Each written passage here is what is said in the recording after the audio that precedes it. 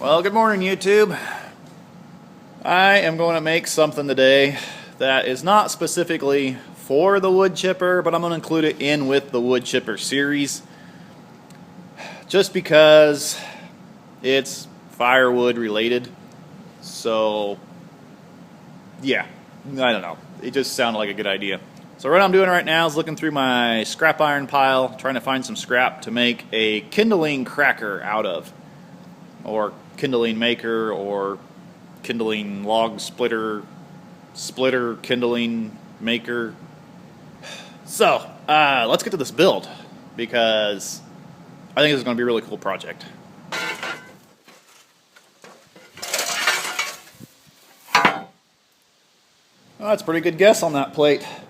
I was hoping to go something about as big as this spool. I mean, it's totally irrelevant. I was just looking at things that were the circle of something of a base, and I thought, yeah, that's really about the right size of what I want for the bottom of this, I think. So yeah, I'll be able to cut that out of there, no problem. I keep my circle cutter in my welding trailer. But, point being, right now it's too close to that wall. That corner over there is hitting already, and I'm not even centered. Well, I mean, it would come this way a little bit, but if that corner is hitting, there's no way this corner is going to clear. So it looks like I'm going to trim it up by hand real quick, and then I'll put it back in the circle cutter.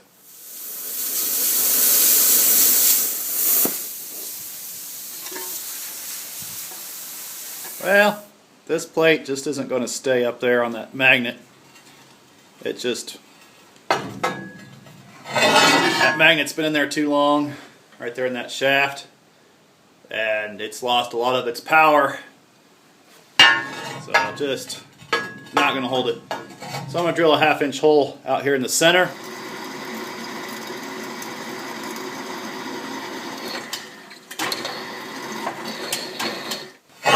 and I have an adapter I use on this thing when I want to bolt something down.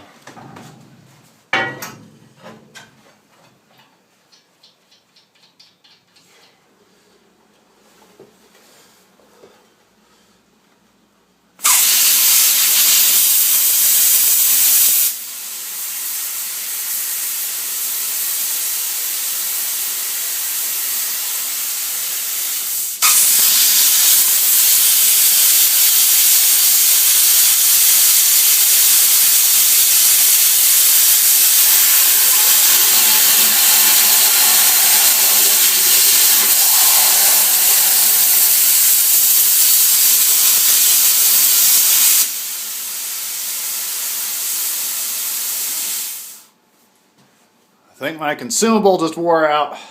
Dang it. Ouch, there's a hole in my glove.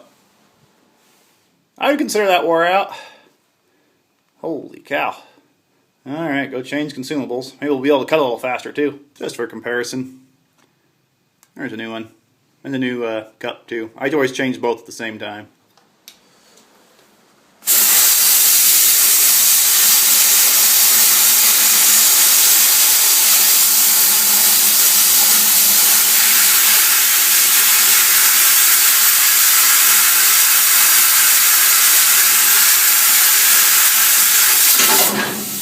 Next, I want to make a ring.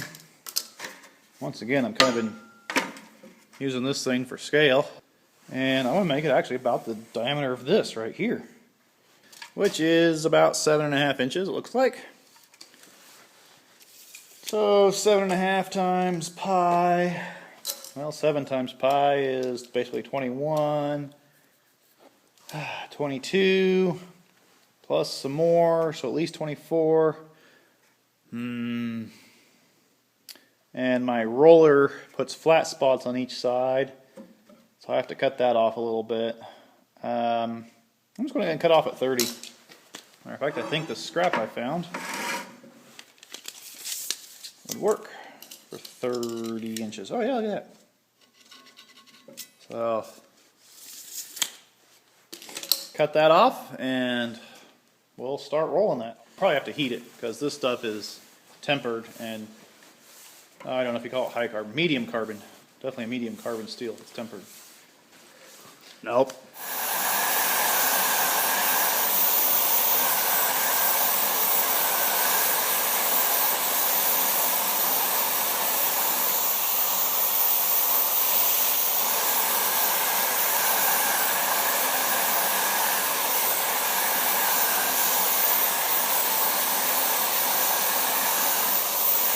Oh, can you see that? When it cools, it keeps pulling itself this way. So I've kind of got this little twist going to it. Otherwise, this is actually working pretty nice. But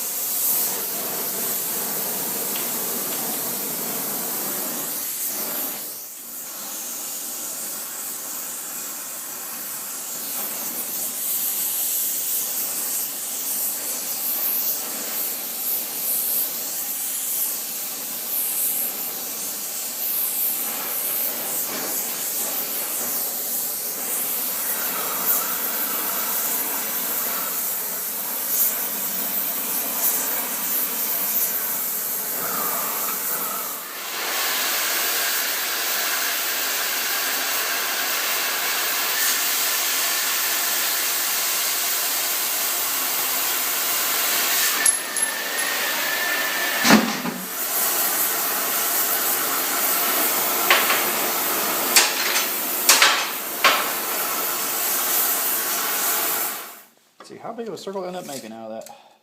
A little under 7. That's probably about right. Not very circle-like there, so don't look right there. No, don't look. No, quit looking. But the rest of it came out pretty circular-like. I figured out that I couldn't heat a stretch of it and bend it. I actually had to heat right where I wanted to bend and let that cool down and heat and bend and heat and bend and go in stages as I went around.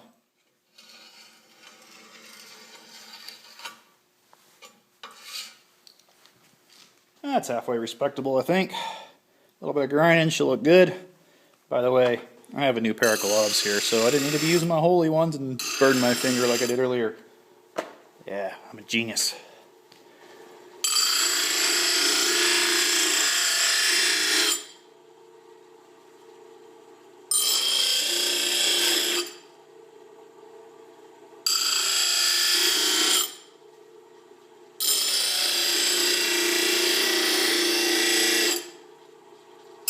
I went down and measured my stove to see how long I make my kindling pieces. Because to build a fire, you know, you need 2 long pieces that go the length of your stove, and then you stack up all your little kindling like a ladder on top of it, and then you put in more long pieces this way. So I went down and measured how wide my stove is, and I got about 16 inches in width on my wood burning stove. But I was looking at it, and like I never use pieces that are that long, or very, very seldom. Normally I cut them down to about yay long. And I was looking at that, and I was like, it's a little over 12 inches.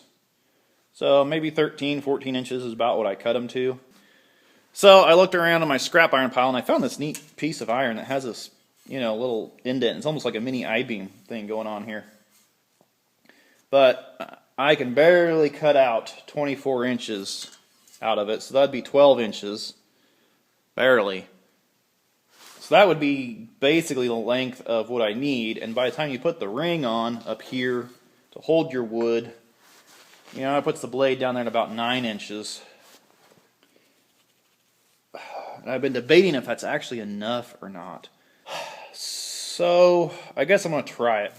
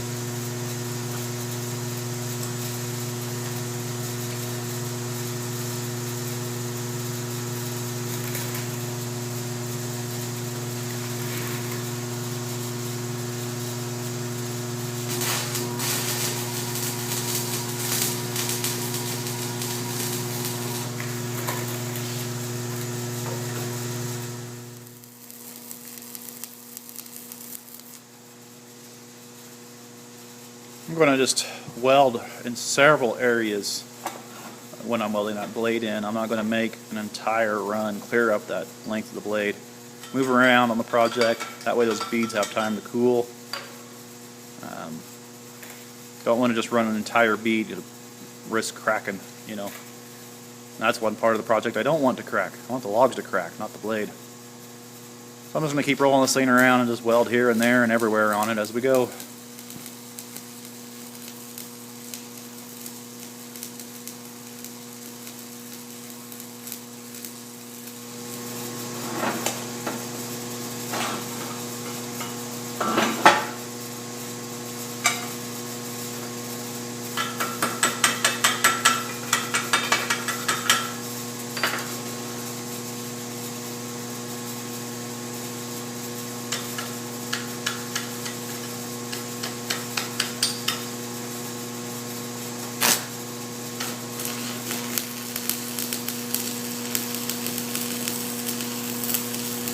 And as luck would have it, I really don't have any good kindling sized pieces right now. So I found this chunk of Osage orange. That ought to be tough to split.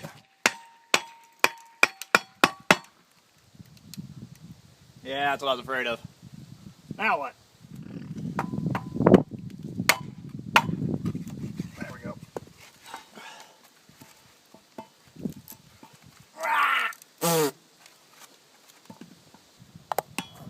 I found a couple little pieces in there. We'll try them out real quick too. This is actually really typical of what I use for kindling.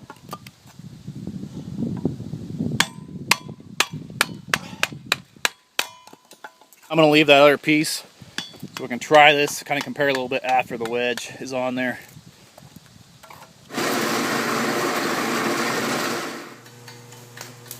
I'm going to put this piece of square stock up in here to kind of make those pieces kick out a little bit more, you know, make the wedge a little wider here at the bottom.